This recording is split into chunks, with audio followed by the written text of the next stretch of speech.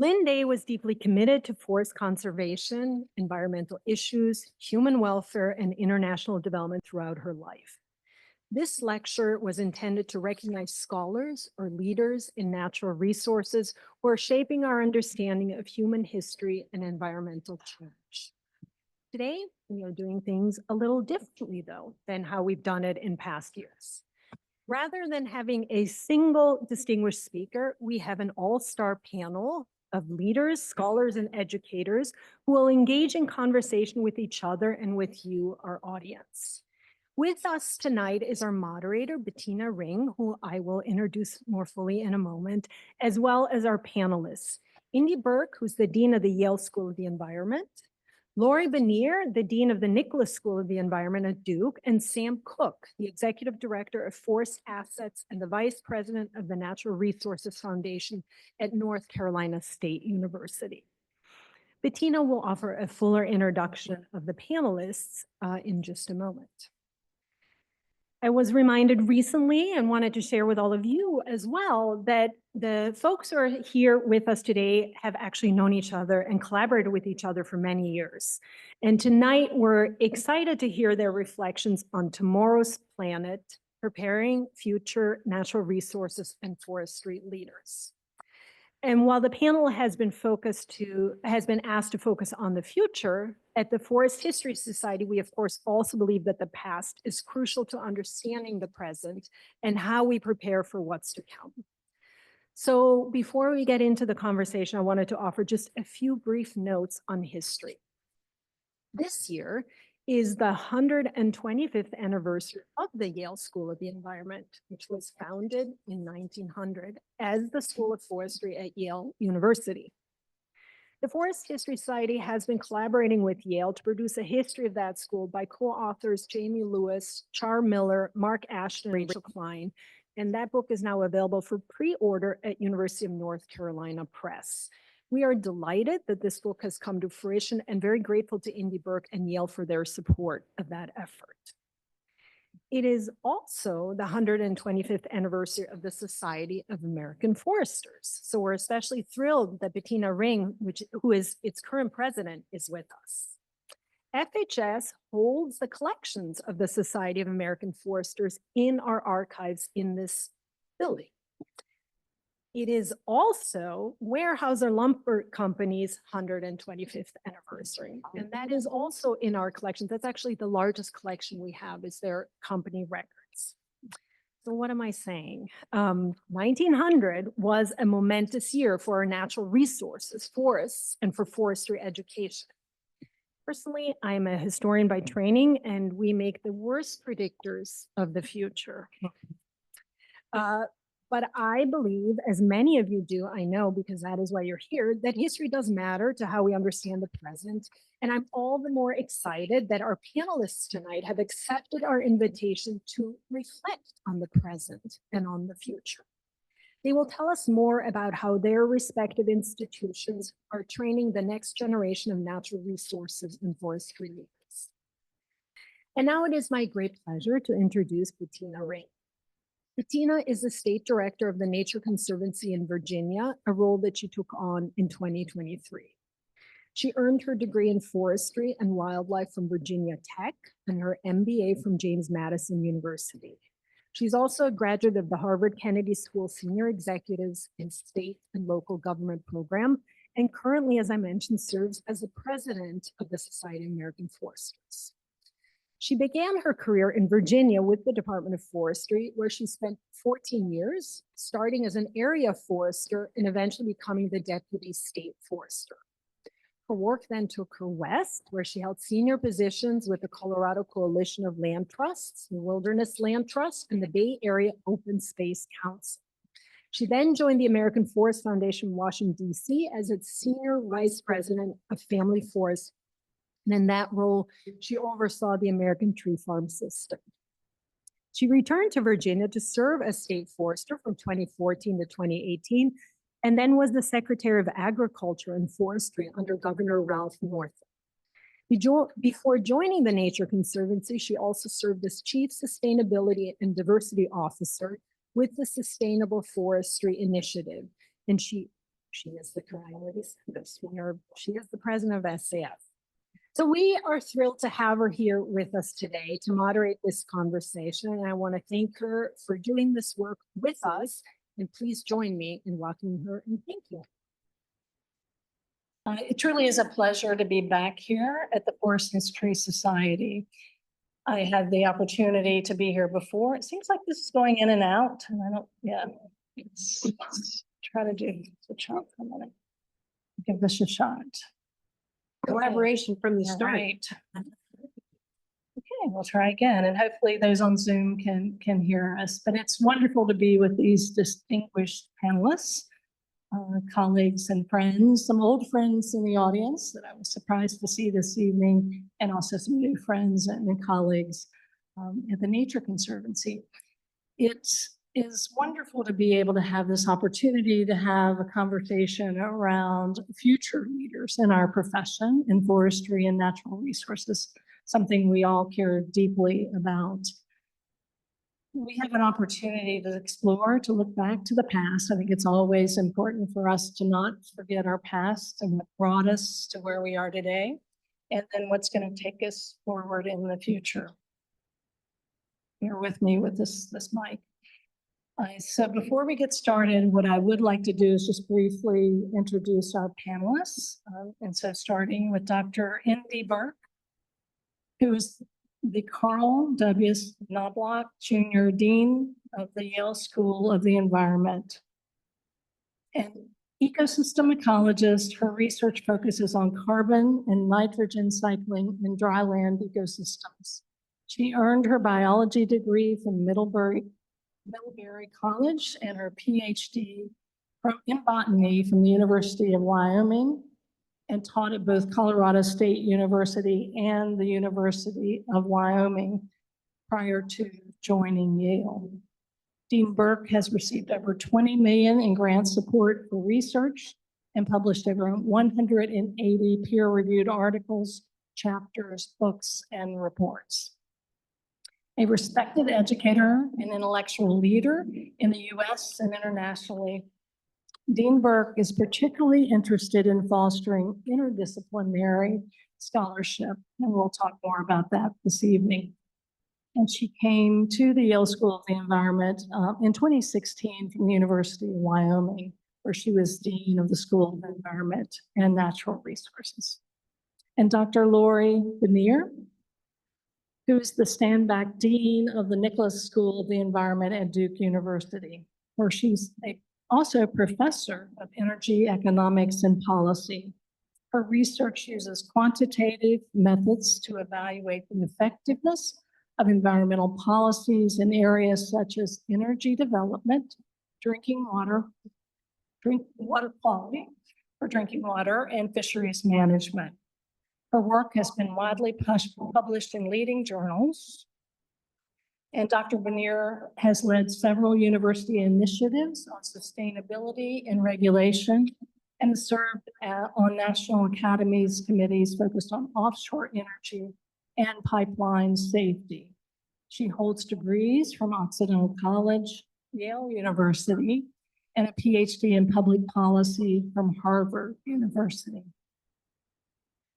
And my friend Sam Cook is a graduate of NC State College of Natural Resources and is currently the Executive Director of Forest Assets and Vice President of the Natural Resources Foundation at NC State University, managing forest lands for the state, the endowment fund, and the college.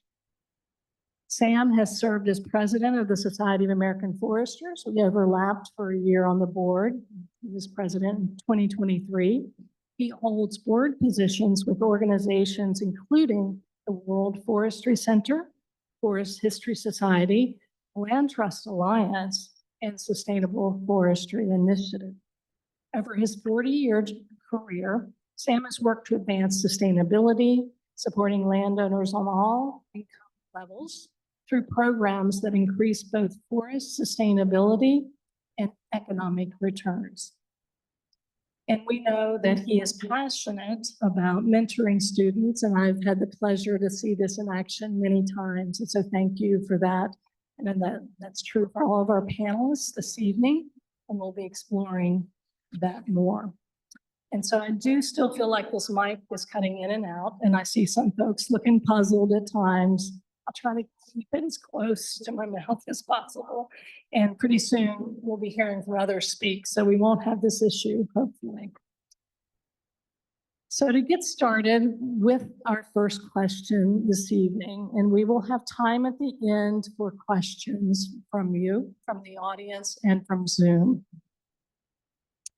But let's begin by exploring what's unique about each of the schools that these individuals represent and the students at those universities. And we'll start with Dr. Burke. Test. Okay, good. We're old. That's most unique. We've been, as we like to say, bringing science to solutions for 125 years.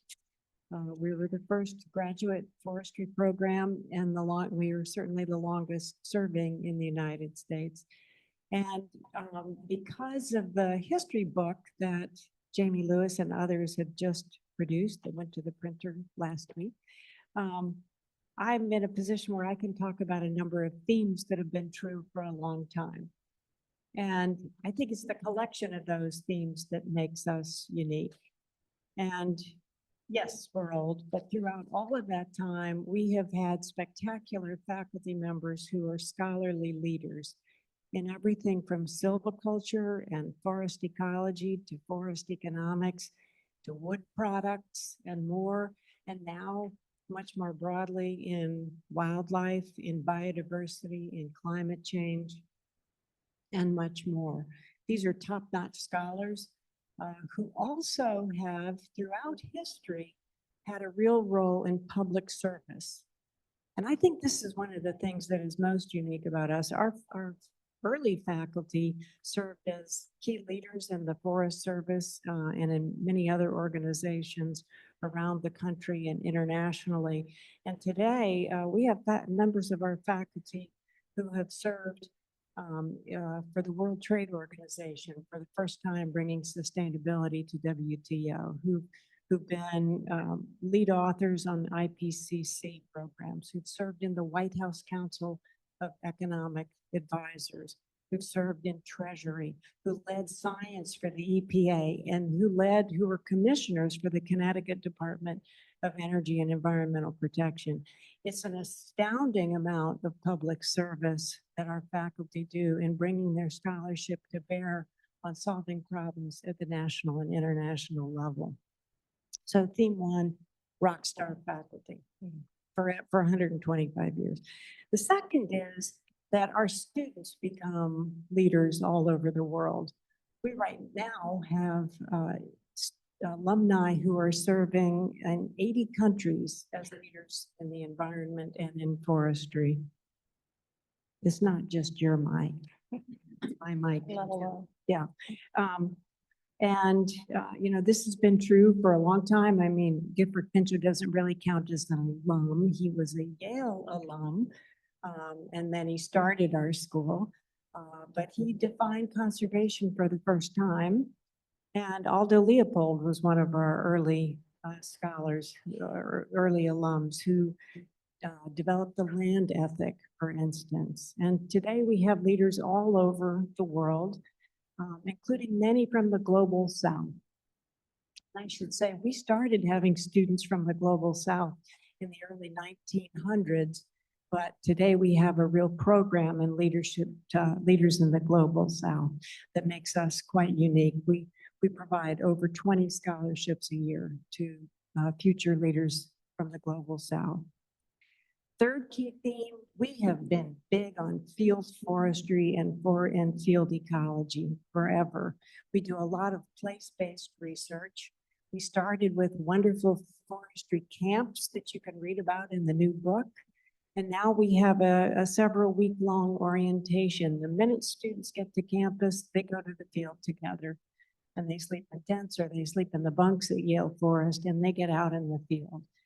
Many of our courses have field trips, so we feel like this place-based, field-based component is crucial to our school. We're interdisciplinary. We cover many different fields, and we have long had a focus on systems thinking.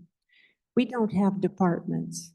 I don't think there's another school of the environment today that doesn't have departments at all. There are no subdivisions, and it's easy for students to navigate across our school and the rest of Yale. That field experience results in theme 5, which is an incredible sense of community. You should have been at our alumni reunion last weekend. It's just so noisy, you can't even imagine. But what you hear mostly from anybody who's been at our school is they feel connected to us. And I think a lot of that comes from the field experiences, the intimate, intellectual, and social setting that we provide in the field. And because of that community, theme 6, our alumni network, is amazing. They support one another in finding jobs, in mentoring one another, and more. So those are the things that I think collectively make us unique. Thank you. I was just thinking about the SAF convention that many of us were attending and the buzz that was there. The network is tremendous at Yale, and just the buzz. Everyone was excited about the weekend after because they were going to be continuing the celebration. And it's nice to have these 3 organizations celebrating their 125th, and then American Forest 150. It's a big year, many milestones and much to celebrate. So continuing with the same question, Dr. Bennear. Sure, thank you. Oh, yeah, that one's really working. And I have a naturally loud voice anyway, but it's still cutting out. We're gonna hold it like this. So it's hard to go after Yale when we're talking about schools of forestry and environmental studies. We are younger. We came together as a School of Forestry in 1938. It was the first school of forestry in the southern part of the United States. So we are 38 years behind our distinguished colleagues from New Haven. I think many of the other features that Dean Burke talked about are also features that the Nicholas School is really proud of. And I think it's a feature of the type of training that we are providing to this next generation of environmental and natural resource scholars. They are increasingly technologically savvy, and we are using remote sensing and drones and satellite imaging to radically transform the way we measure, monitor, model, and eventually manage our environmental resources. And yet with all of that technological growth and expansion, which is so exciting, there's something still special about going out into the field with your friends and colleagues and classmates and sleeping in the tents and measuring things. And one of my colleagues calls it bonding through suffering. You know, but it's like the right amount of suffering. And I know, just speaking personally, that I got into the whole area of the environment in large part due to the field experiences, that those were really what made it salient to me. Oh, I don't want to scream if it's coming back in, because that would be really bad. Okay. So we share the field experiences, the emphasis on the experiential that we bring to all 3 of our learning levels. We have undergraduates, professional master's students, including our Masters of Forestry program, as well as our Masters of Environmental Management and the PhD program. And we also tout often when we're talking to prospective students, which we might be fighting with each other over, about our amazing alumni network, not just from the Nicholas School, which is over 7,000 strong, but the entire Duke alumni network. We think that interdisciplinarity is in Duke's DNA, and the fact that Duke decided to establish a School of the Environment in 1991, I think was really moving that forward. Duke has an enormously successful history in ecology in particular, and well known for ecology and forestry. But the decision to move a lot of that, plus what was the geology department, which is now our Earth and Climate Sciences program, plus the Duke University Marine Lab, which is down 3 hours and 15 minutes away or so, thereabout, depending on traffic in Beaufort, into one school that was focused on the environment, right? I remember if you talk to the founding dean, Norm Christensen, about putting that school together, they had this proposal to go to the president, and everybody was looking around at the last meeting and saying, what are we going to call this place? And Norm said, how about School of the Environment? And that's what we've been, with a few minor changes every once in a while since 1991. So in terms of what makes us unique, it's hard when I follow Yale, because I think in many ways we're quite similar.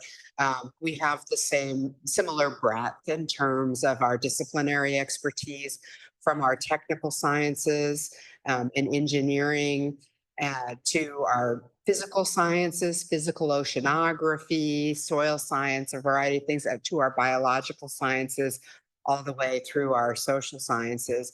And increasingly, these amazing faculty and their students are doing this work in committed and sustained engagement with the communities in which we live, right? So our focus on community engaged scholarship here in Durham, down in Carteret County, where the Marine Lab is, and throughout North Carolina and the world, is really something that has accelerated with really profound impacts for the communities in which we live. And we're really proud of that as well. But I think if I had to say there was one thing that made us unique, is we have a Marine Lab and you don't. But otherwise, like, we have better weather. I don't know, at least in the winter, not in the summer. But it's just really a privilege to be on the panel with Dean Burke, because I do think that our two schools represent something very special in the training of the next generation of leaders, along with our good friends down the road at NC State. Good afternoon, everyone. This works. Works well. So we're not as old, but we've been there since 1929. And we have a very good forestry and environmental resource university, college. From the standpoint that I came there in 1982, and that's when I started in forestry. Most people considered us then a forestry and a public paper. We converted into a college of natural resources and really created a diverse range of programs and majors, from paper science to biomaterials engineering to forestry and wildlife conservation, environmental toxicology to parks, recreation and tourism, and sports management. But we also offer a different range of natural resource curricula. So at the end of the day, we cover the supply chain from natural resources to numerous products and ecosystem services. What I find that's so unique and different about us, our faculty is top talent. They're all over the United States and probably all over the world. We are a think and do university. I never considered that until I came back here in 2016, from the standpoint that we do research in communities and in places, and we make it real. Our extension group is pretty solid. They work across the world and the US, but most importantly, they work in the sectors that people need their help. And they go into communities and help the manufacturing, they help the landowners from an outreach perspective, but also down to our students. I think our students are very unique because they seem to be very enthused with the majors that they operate in. They're very loyal to the programs that they offer, that they go through. But they also form a strong bond with the faculty and each one of the other students that they engage with. But they're more supportive of each other. When I think about our students, I look at it in a few words. They form a family. They look at themselves as friends and colleagues. But they also mentor each other, but they focus very heavily on with the advisors and the faculty. I'm very excited about the work that we do across all three departments, which is our forestry and environmental resources, our wildlife, but inclusive of our sports management, that also encompasses our natural resource fields and ecosystem services. But citizen science and ecologies are very critical to the work that our students produce and come out with. So Thank you. very interesting. Thank you to all three of you to hear the uniqueness, but also some similarities between the three schools. And I did have to chuckle when you talked about the sacrifice or the suffering when you're out in the field. It took me back to spring camp at Virginia Tech. And we did have a period of suffering, but it was also a bonding time and lifelong friendships and family, as you said, Sam. Virginia Tech is celebrating its 100th this year with the college. And so moving on to the next question, and I'm going to start on the other end with Sam and answering this. Tell us about what some of your greatest challenges are at this time. What are you facing? And what do you anticipate maybe the challenges 10 to 20 years, talking about the future, 10 to 20 years from now? How are you adapting? Very good question, Bettina. I raised this question to my dean and he came back with a few things that says AI for some reason tends to be at the top of the list. One, because it's changing society, the industry, and how we teach. And we feel in our college, we're behind the curve. We spend a lot of time with our colleagues in the College of Engineering and the College of Ag Life Sciences who offer AI in the advanced manufacturing side of the curricula. Our students can take these courses, but they need exposure and experience. So we ask our natural resource partners out there, how do we build a bridge that allows our students to come in and do this type work with them, alongside them? The second thing to me is demonstrating that ROI of our programs. I think we've all heard that across the UNC system, internally and externally. We strive to deliver programs that make students career ready. Career ready meaning want them to have growth opportunities and mobility. People need to get paid, but they need to have a life and they need to understand the importance of both. So when we think about the natural resource jobs, usually they can rival for those of business or engineering. Some students and even parents now can graduate with students. They don't want the kids to come out with debt. So how do we help build a bridge that students can show up and be innovative and have growth potential for the positive returns on their investment that they've invested in school and the money they've spent? The impact we make is our students go out to do important work in communities across the state and the region. How do we respond? We're sharpening our strategic goals as a college. What are the best opportunities for our college over the next 5 to 10 years? I think what we need to do is achieve success. We got to communicate better, find ways to market at our programs, but also market the faculty and the research that they do along with the students that they bring along with them, and find ways that we can demonstrate that they bring back the economy or economic development in the communities as well. What are we bringing back to the economy as a whole by working in that space? So if we think about what we do in North Carolina, we actually bring income to the state and we keep those kids here. They get jobs, they produce their family, and they put more students to school. So I feel like we have a good product that we can sell. Thank you. So I think the biggest challenge that we face in this space right now is the deep polarization of the current political climate, not just in the United States, but really around the world. And the way in which environment and natural resources and climate have become politicized.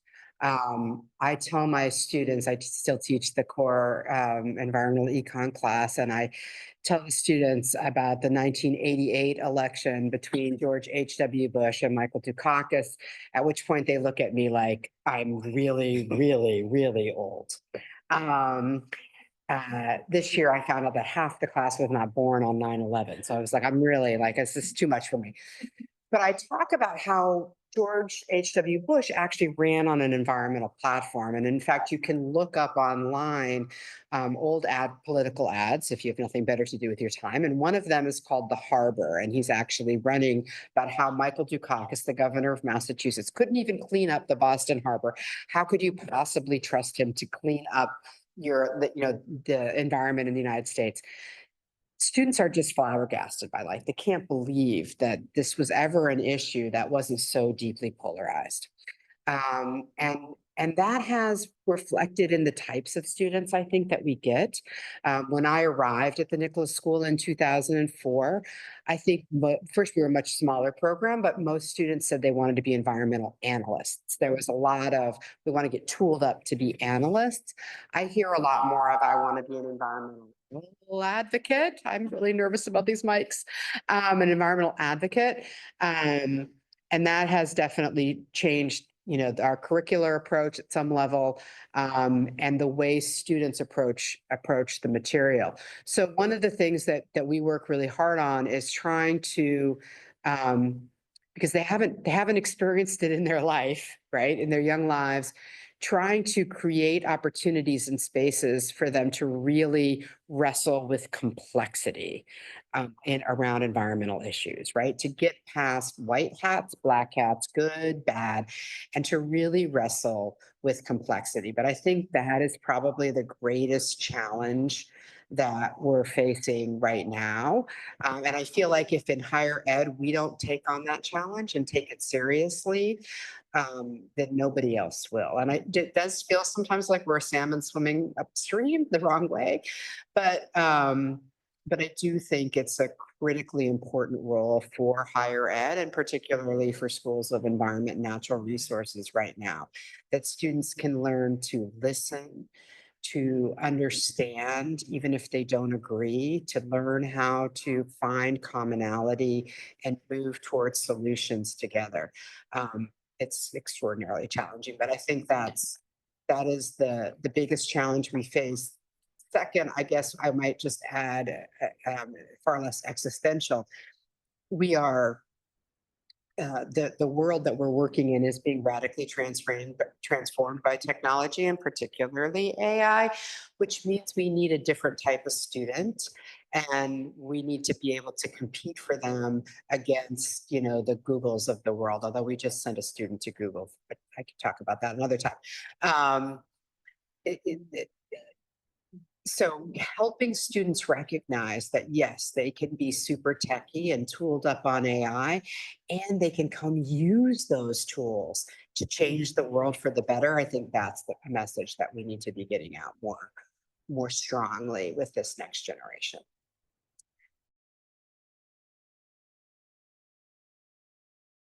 I'm gonna sound like one of the students in my class, what they said.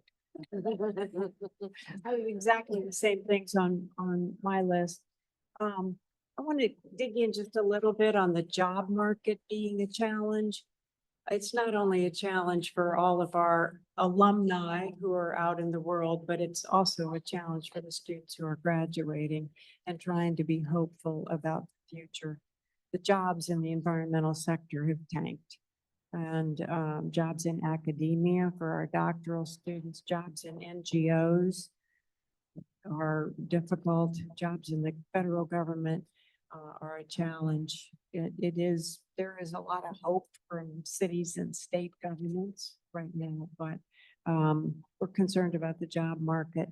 We're concerned about alumni debt with the major job places you can get into, the major career pathways being so low paying, and the debt that our students carry in order to be able to cover the cost of their education. We're concerned about that. So we're working really hard on scholarships.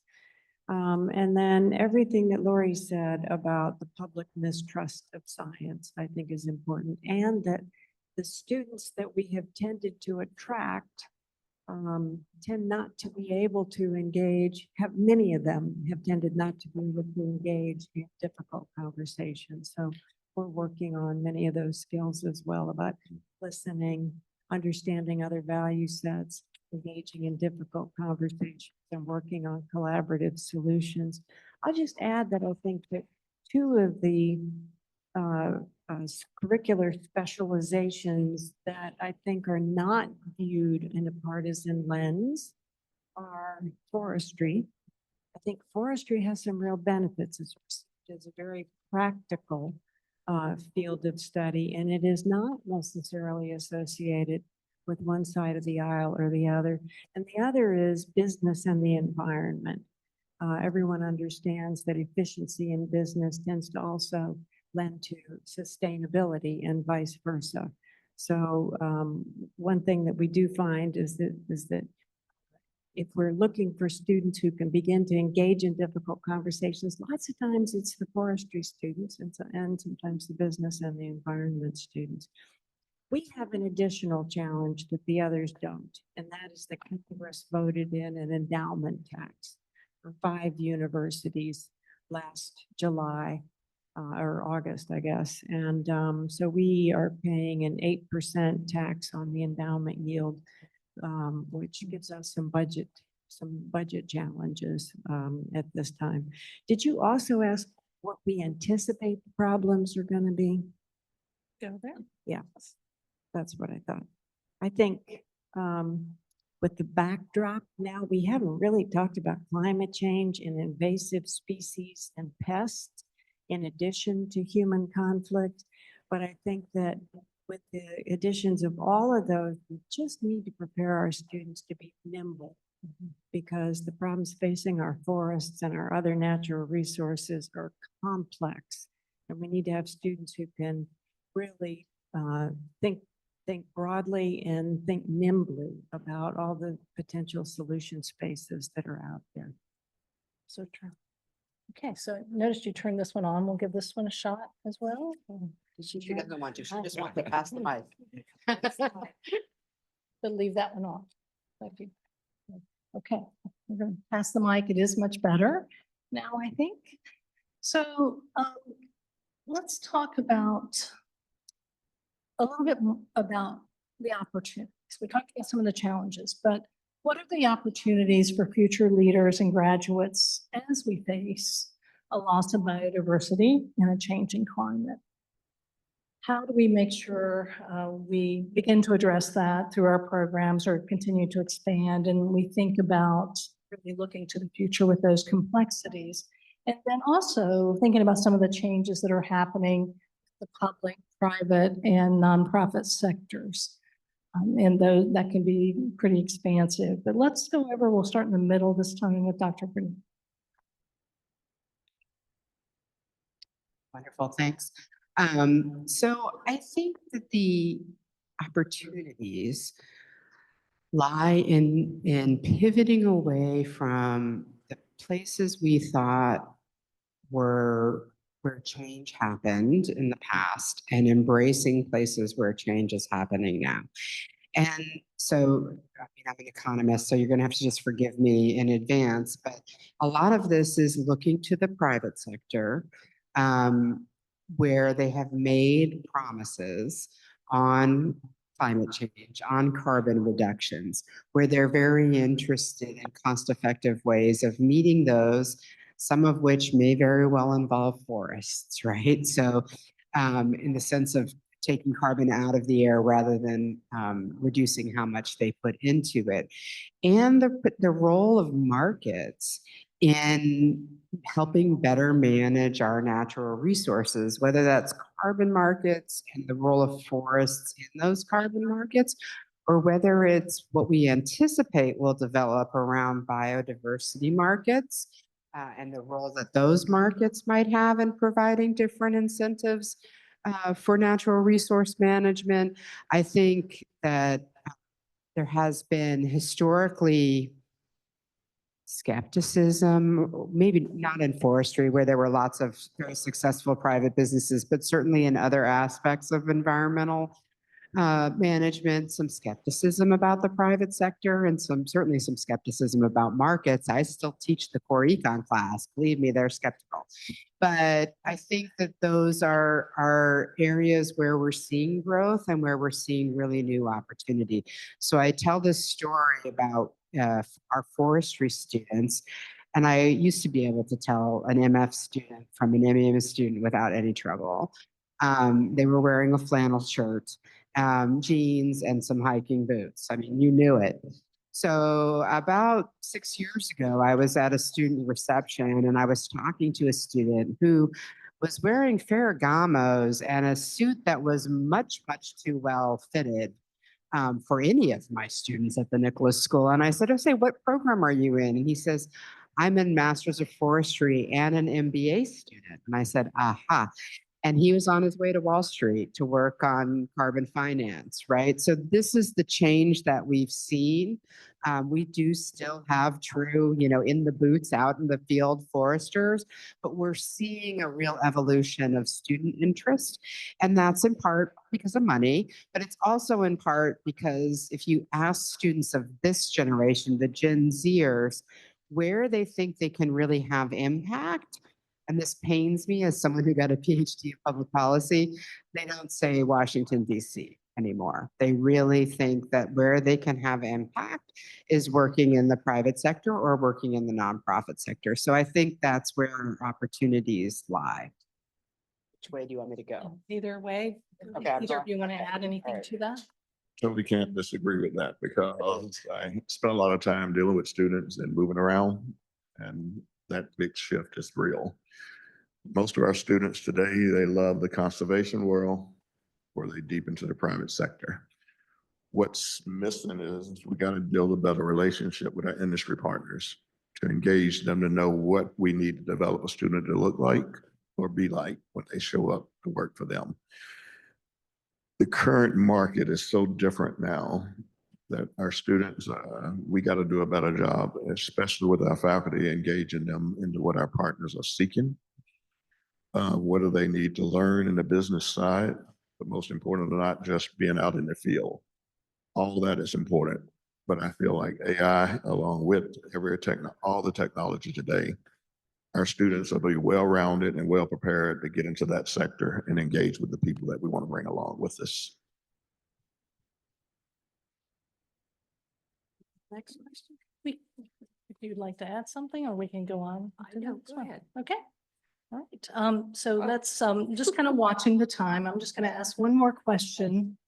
And then I'm going to open it up for you and anyone on Zoom that would like to add to this. And so we've heard about the uniqueness of each of your programs. We've heard about the complexities and the challenges that are facing us and will in the future, and how we need to prepare the students for those challenges, including how to find common ground in this divisive time. So let's talk about, now that you've heard each other speak and you know each other and you've collaborated quite a bit, what really piques your interest about each other's programs? I think one thing is that you're seeing all the same trends at your schools that we're seeing. And part of it has to do with having the same pool of students coming in. But virtually everything both of you have said is true at our school as well. So that piques my interest.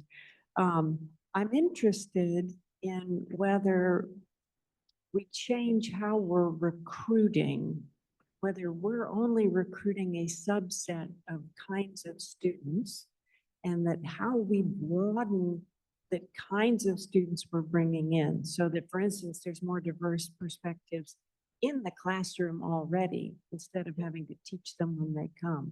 So anyway, that occurred to me as well. We've done a little experimenting in this, but I think it would be useful to do that. The other thing is thinking really explicitly about training students to go into fields that are not traditionally environment or forestry fields. So how we think about giving them skills where they can have the critical thinking skills, the writing skills, the analytical skills, the modeling skills, the data analysis skills, the AI skills that can apply to any field, and have them bring environmental sustainability into a job that might not be advertised as an environmental job. So that's been something I'm thinking about. Yeah. Yeah, I agree with that completely. And we are telling students now, because the job market looks different than when they started their programs, that they're going to need to think more expansively about what an environmental job is.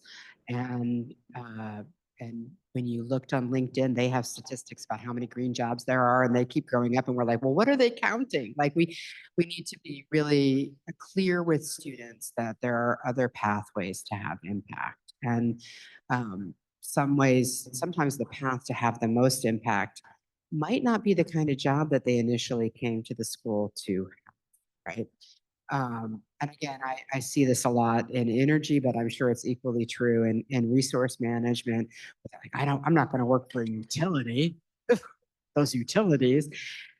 And then we'll have alumni come and talk about the real impact that they've had working for a utility and changing some of the utilities' approach to renewables in a way that actually really matters, right? So I think trying to, again, build that into our students. I also wonder, as we're doing this, if we might be reaching a moment where we put aside our normal silo building and competition with one another for students, and do think about, maybe we'll get into antitrust problems. I don't know. The historian who studies this in the back is telling me where I have problems, but thinking about how we do message what we do more broadly to appeal to a different kind of student. That's not just come to the Nicholas School or come to Yale or come to NC State.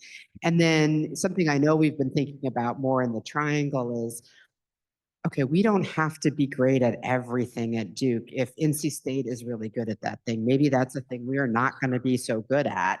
And we're going to try to leverage our resources in that way. So the fiscal pressures that we're under, I think, may change, some of how we approach this going forward. So I'll probably get in trouble for saying this, but I do more recruiting for Yale and Duke than I do for NC State sometimes.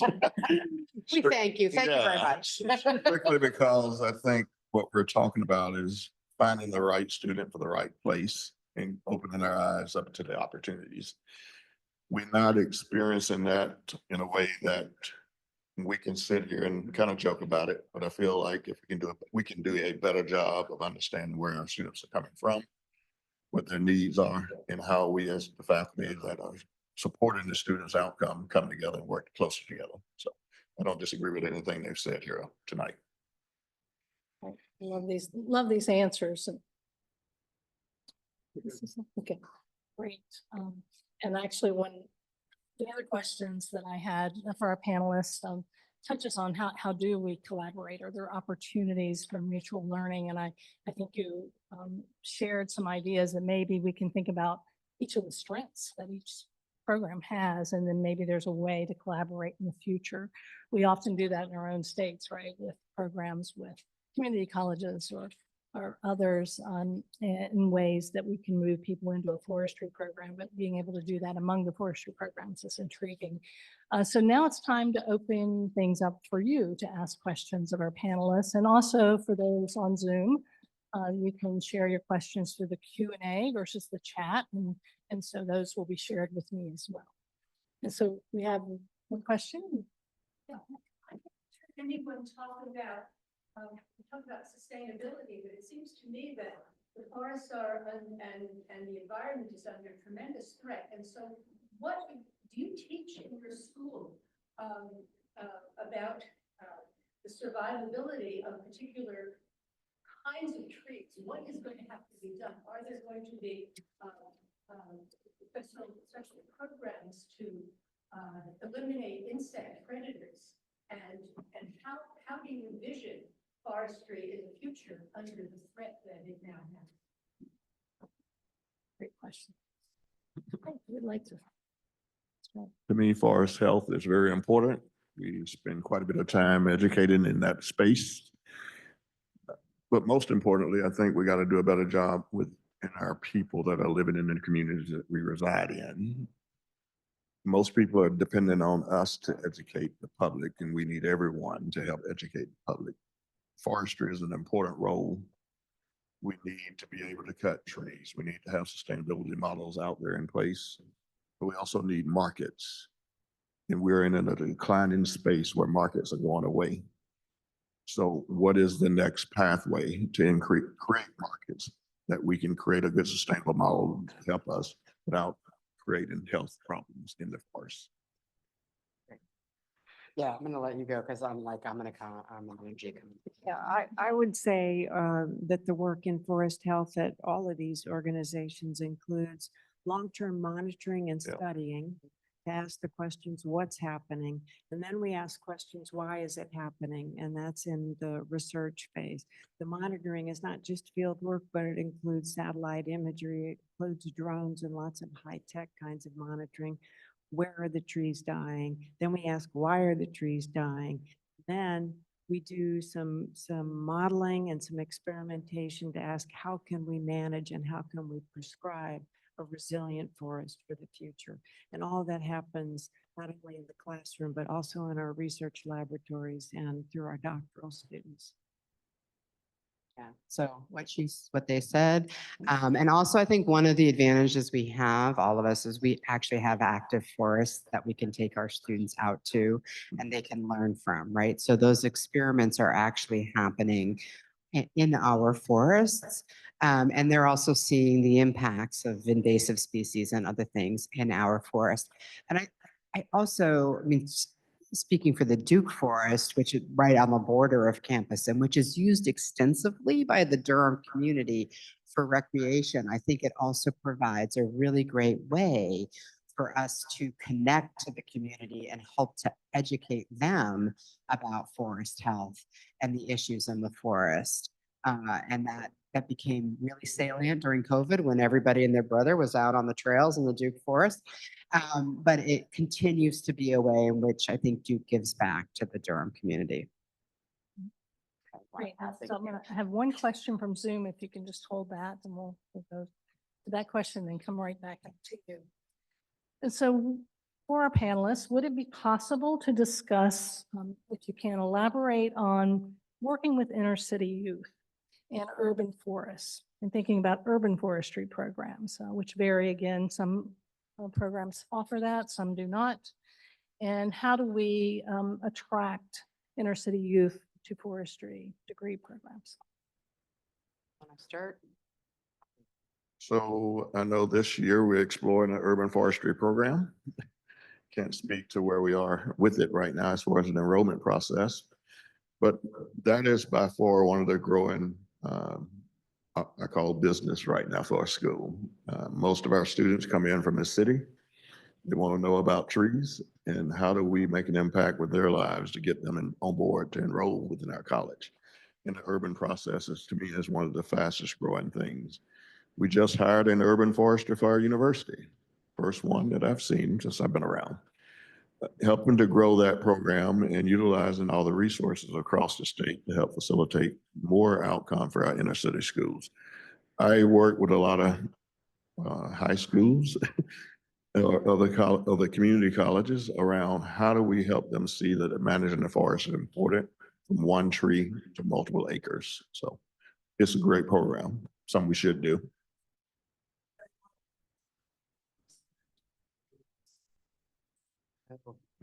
Yeah, okay, Indy's going to do that. The ecologist. Yeah. It includes everything from street trees to greenways down the middle of boulevards to actual parks that are located within cities. So it crosses that whole spectrum. We in our school have an urban resources initiative that engages with communities in tree planting. And we don't plant for the community, we plant with the community. We engage individuals, including previously incarcerated individuals and youth. We just planted our 10,000th tree. And we study those urban forests as well. And it does tend to recruit people into the field. And I'll just add that it's important. I mean, in all things, right? People can't imagine themselves in a field or in a career if they don't see anybody who's like them that does that, right? So, I mean, I told a story about how I got into environment by going on these field trips. I mean, I had a particular upbringing that made that possible. So I think when we have PhD students, which we've had, who are actually studying urban forests and are out in the Durham community, working with communities and trees. I think that matters. It also matters that we go back before they get to college, right? And Nikki Kagle's here and has run for many years our K-12 programs with the Durham Public Schools. And we have folks that are doing similar things in Carteret County where our Marine Lab is, to excite young people from different backgrounds about what the possibilities are for them in the environment, because they don't know people who do this for a living, right? And so we have to create those opportunities so that they see those possibilities and they see that environment isn't just this luxury thing that rich people get to worry about, but it actually affects their life and their community as well. And so they're invested in enhancing it going forward. Wonderful. Now over to you. My question was about cuts in funding. How is that impacting the faculty brain drain that's happening in many fields? And how does that look in terms of future of your profession? Did everyone hear the question in the back? I can repeat it. Okay, cuts in the question- funding, cuts in funding. I think some folks didn't hear. So we can just quickly repeat how that's affecting universities and sort of the brain drain. I know this is something that all of us are worried about. I'm going to knock on the fake wood that's in front of me. This might, yeah. It's not real wood. I know. It's the fake wood. Both. We imagined it was going to be much worse than it's actually turned out to be so far. Okay. And there's still a lot of things that could change that. So we're not like having a big party yet. But thus far, actual decrease, like cancellation of grants has been relatively minimal for our school. There was a real slowdown in grant making activity in the early days of the administration. But that picked up. Now people are furloughed, so it slowed down a little bit again. We don't know where we're going to land. We're fairly certain we're going to land with a smaller resource envelope than we had before. That how much smaller, we're not sure. And then in addition to the endowment tax, which Indy talked about, there's also the discussion of facilities and administration rates, or sometimes called indirect cost rates, which I don't know what Yale's rate is, but Duke's is 61%. And they're talking about taking it down to 15%. And the thing that is very difficult to explain to people is that's not overhead. It gets called overhead or like some sort of margin that we're just charging the federal government. Those are real costs of doing research that you can't assign to a specific grant, right? And it might be instrumentation or lab space or library services. There's a lot of things that go into those rates that are real costs of doing research. So that's a hard story to tell, and it's frankly not a particularly popular story right now. So we haven't seen the brain drain also from the faculty side yet. What we worry about a lot are the current PhD students and even the undergrads thinking about going to get a PhD, who are looking at their principal investigator advisor and going, that life doesn't look so fun, and decide they might want to go do something else. That's what I lose sleep at overnight. Yeah, I would say for us that it depends on the field as to how much faculty members are influenced. The laboratory sciences are really hurt. Those that involve travel to Panama or Asia or South America, et cetera, travel costs, Africa, are really hit as well. Individual faculty members are amazingly adaptive. We have a whole new vocabulary now for talking about climate change or environmental justice. We speak about these things in other ways that can get through the filters to get funded. I think we can stay optimistic if this doesn't go on too long. But the laboratory sciences in particular will really suffer if this goes on a long time. There are entire programs that have been wiped out by the federal agencies. and I would say particularly at DOE and NSF and NIH. This is not our school, but our medical school is panicked right now, for instance. Ditto. Ditto, okay. Well, it's back to me here. I don't want to. Question over here. Yeah, I was thinking back to, Lori, you were mentioning the training students intellectually nimble, embracing complex ideas. And in my mind, credit as a humanities scholar myself, the humanities comes to mind as kind of a broad arena of field where those kinds of ideas, do get taught. And so I was curious if y'all could speak prospectively to your current, I guess, within your school's collaborations with broadly the humanities or environmental humanities. And then specifically, are there opportunities that you see going forward if there aren't already those collaborations, what that could look like, whether curriculumly, institutionally, professional development wise? Okay. Okay, it's me again. Okay, so we do not have humanists, School of the Environment as faculty. That is, we mimic arts and sciences in many ways, but we have natural scientists and social scientists, including the more qualitative social sciences, but we don't have humanists. We do, however, partner with folks in different disciplines. I might have written a book with a historian that's sitting in the back of the room. So we do reach out and have research collaborations and cross-listing classes. For our undergrad programs in particular, they do have to take a class in environmental humanities. So we're always looking for that. The last thing I'll just mention is one area where we may see us actually do more sooner is we're hopeful to have a first year undergraduate program where students can start at our marine lab. And there are definitely some faculty in humanities departments at Duke that have raised their hand to say, I wouldn't mind teaching for a semester at the coast. So that might be a place where we actually start to see embedded faculty, if you will, from the humanities.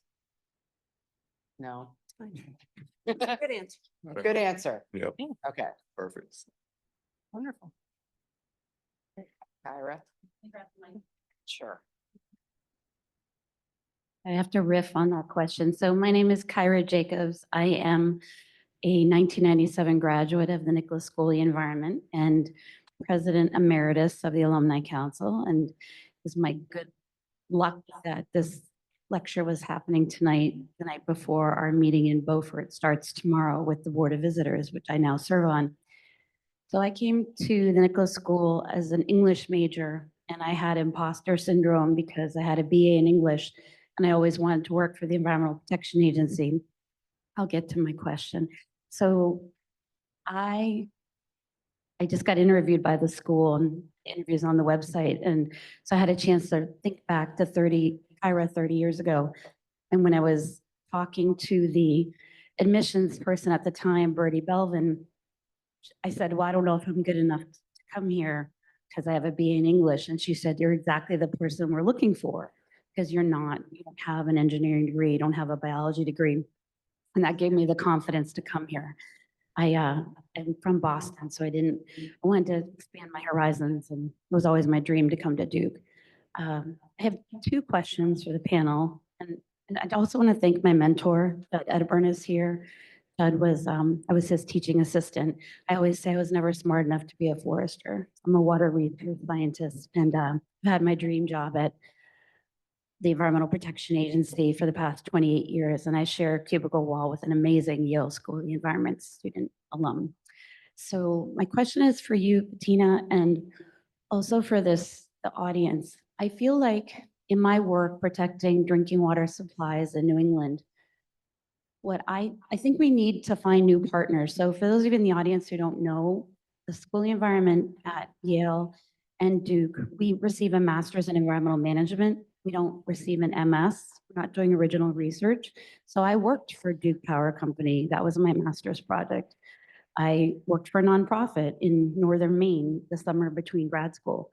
And I don't know as much, Sam, I'm sorry about NC State, but My question is, in my work every day, how do we engage people like all of you who chose to come here tonight?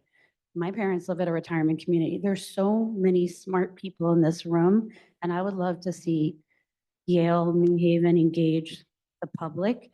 I'd love to see Duke engage people that were interested enough to come to this event tonight. And my question for you, Bettina, is I just took 3 days off from work to go to the SAF meeting in Hartford, was I have never seen anything like it. I think there were about 1,400 students, 1,400 people in attendance and about 400 students. And I think forestry does an amazing job providing scholarships and getting, like in the water field, I've never seen anything like that. So hats off to SAF. So the question is, how do we engage unique partners like retired people or adult professionals? Because guess what? The people in their 30s who have little kids are not here tonight. But you folks are obviously interested in what we're talking about. So the students and those in the room question. So thank you for that. I think yes, so thank you for mentioning the convention. It's really exciting to see how many students are participating in SAF and some of the incredible speakers that we had at convention this year, and the areas that we explored. Obviously, you have the concurrent sessions, but the plenary sessions and the conversations that took place looking to the past as we celebrated 125th, where we are today, but also where we need to go in the future. And to really think those students are our future. They give us hope. Last year when we were in Colorado together, about 500 students. We know there's a little less travel this year for some organizations and the Forest Service, others that weren't able to participate at the same levels they had in the past, but many of them have career opportunities there for students. Like they actually set up and have conversations with students and provide job opportunities afterwards. And maybe a little decline in that this year, but I think it was great to see over 400 students participate, and the energy and enthusiasm and the diversity and what I've seen throughout my career and being a member of SAF for some time. It's really exciting to see. And I think that however we can best support students, and many of the society like APSAF, which is the 3-state Society of American Foresters chapter. Society of American Foresters, for those of you that may not know, is a professional society for those of us in forestry and natural resources. There's also fisheries and rangeland management and wildlife, the Wildlife Society and others. And so that is a way to engage students in their chapters at many of our universities that support SAF and other student chapters, and then provide scholarships for them to participate in the SAF convention or similar organization or conferences. And so I think that's really important to be able to provide opportunities to cover travel. I mean, they're just trying to get through each day at school. And so any way that we can sort of take off that financial burden and then have opportunities for them to interact. And so that's one thing we've been doing at the Society of American Foresters, is to create these meetups where the students can get together and they can hear from each other, and we can hear from them on what they need and want, and how we structure meetings and so forth, or not have meetings, and young professionals. And we had a women's meetup. And so we're trying to continue to do that. And I think hats off to the universities that are supporting those student chapters and the faculty and staff that are doing that. That's really important too, because it takes time.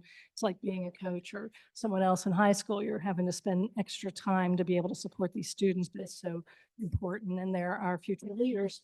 And we have a program at the Nature Conservancy. I do need to give a shout out to an internship program that we have. And so how do we help support those students along the way so that they have a place after they graduate, or they have opportunities while they're still in school? We have a 10-week paid internship that we're very excited about. And in the 4th year, moving into the 4th year, a 4th cohort.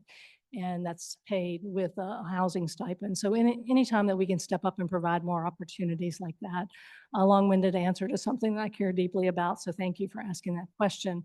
And I know we have others in the room that I think you kind of tossed it out to, that may have ideas and thoughts that they have of their own, or any of our panelists. Let's see. If we have two, I don't know if it's a comment or a question here. Any comment on to address that question? Yes. So long ago, graduated of to law school, and I went to law school because I wanted to do environmental work, and I should have gone to do it was very law oriented. And there wasn't, the same opportunities then for as much environmental work as there are now. But I think the distrust of science that you mentioned and the political split, I think legislators are mostly lawyers. I really think there needs to be more engagement with law students and with legislators so that in the future, people understand about the environment. They understand that from the legal standpoint, so they can see why it's important. Because now I feel like they say, oh, there's no tree hunters. This is what we're doing. And I really think that that's where, people who are older or whatever, we need to talk to all the people who are going to be making decisions, the law, the legislators, whether it's state, wherever. So I'll repeat sort of the question. To know whether there's anything going on. I mean, I know that there are a few people at the law school that who also do work at the Nicholas School. I think you can still get a joint degree, but I don't think that most people have any clue about environmental issues at all. So the question had to do with how we engage with legislators. And I will speak on your behalf. It's not really quite on your behalf, but just about you serve on the board of the Nicholas Institute, which does a lot of work with legislators in DC. And tomorrow, I will be going to join our faculty in DC to do a Senate staffer training. And I think we are all starting to understand that this needs to be a part of our responsibility. I think both of our schools have good programs in law and the environment now. We have a center in environmental law and policy, but this notion of outreach that was the source of the question that you asked, as well as the prior one, is difficult to do under the current circumstances in some ways with the resource limitations. I'll just say that what you're asking is, can we broaden our mission to do more outreach? And the answer is we sure hope so, and we care a lot about it.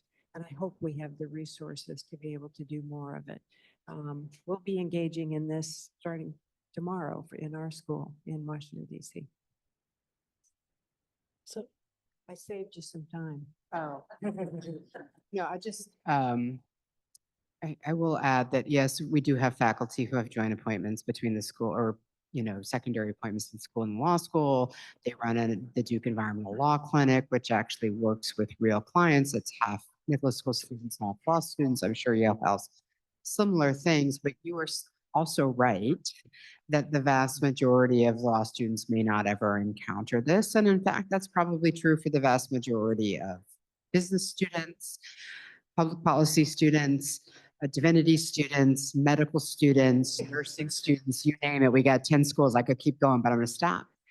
So a few years ago, Duke launched its new climate commitment, and Toddy Steelman, who used to have this job that I'm in now, is now the vice provost and vice president for climate and sustainability at Duke. And one of their goals is to ensure that all Duke students are climate literate when they graduate from Duke. Now, that's going to take a while. That's not something that you do overnight, but that is definitely one of the goals, because we know that it comes back to what you were saying, like there's other green jobs, right? Every job at some level could be a green job.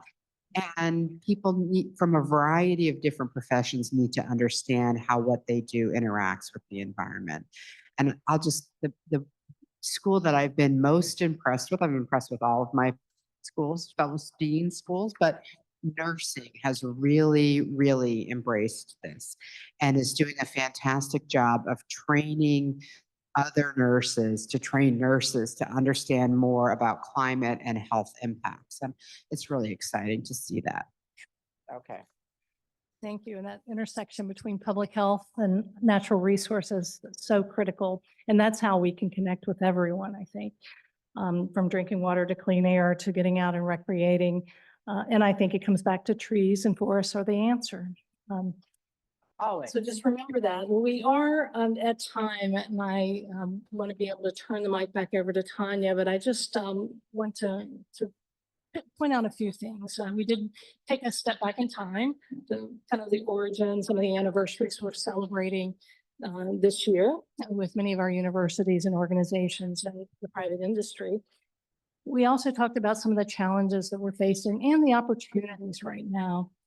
And then we look to the future, challenges, opportunities around AI and other complexities of polarization, opportunities to find common ground, to have civic debate and dialogue, and opportunities to make sure that our students have the skill sets that they need to be able to enter the world and come to work with organizations that many of us represent. And so I'm really hopeful about the future with these tremendous programs that we have at these universities and the tremendous leaders that we have, and those of you in the room that care enough to show up tonight and want to be part of this conversation. So thank you. And I was really struck by how often each one of the panelists mentioned community. And that's really what it's about, and how they engage with community, not just their students and faculty and staff and other disciplines, other programs within their universities, but within the community in which they live. And that's really important in how we're going to be successful in the future. I think it's to continue to engage and to build community and healthy communities. So thank you again for taking time to join us. And for those on Zoom, apologies again for some of the mic difficulties at the beginning, but I think we got through them on the other side. And hopefully you heard most of what was shared this evening, and that you'll continue these conversations after you leave this evening. So it's a pleasure being with you this evening.